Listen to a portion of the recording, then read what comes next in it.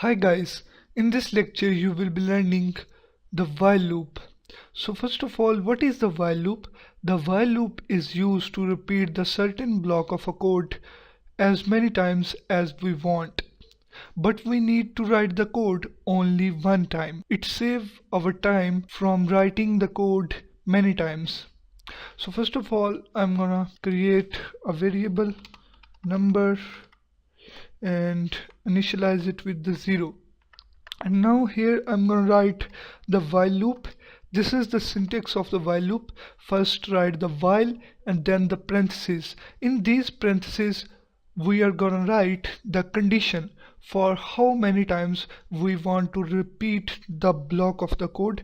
Here in this bracket we need to write the code. So here I'm going to write sys out control space, and here I'm going to write hi. And now here in the condition I'm going to write number less than 5.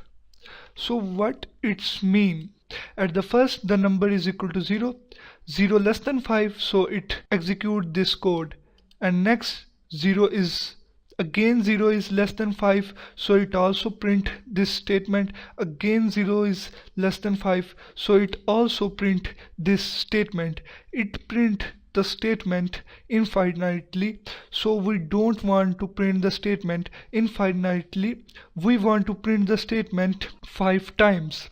Here is the 0 less than 5, so it print the statement 5 times. Here we need to write number plus plus, so it increment the number. Here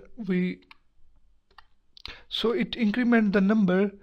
At the first, here the number is equal to 0, 0 less than 5, so it print the high, and then the number is incremented, and then it's become 1, and then 1 is less than 5, it again print the high, and then it's become 2, and then 2 is less than 5, it print, and then 3, and then 3 is less than 5, and then 4 is less than 5, and then 5, and then 5 is not less than 5, so the loop end at the 5.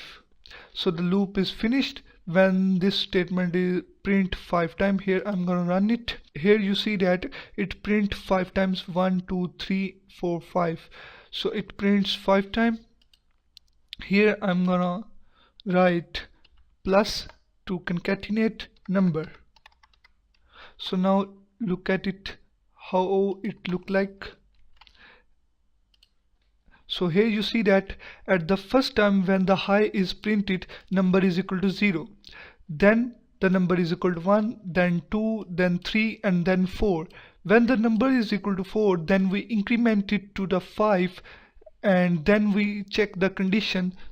5 is not less than 5, so the loop is end on that point. I hope you understand this lecture. In the next lecture I am going to discuss the for loop. See you in the next lecture. Thank you for watching this lecture.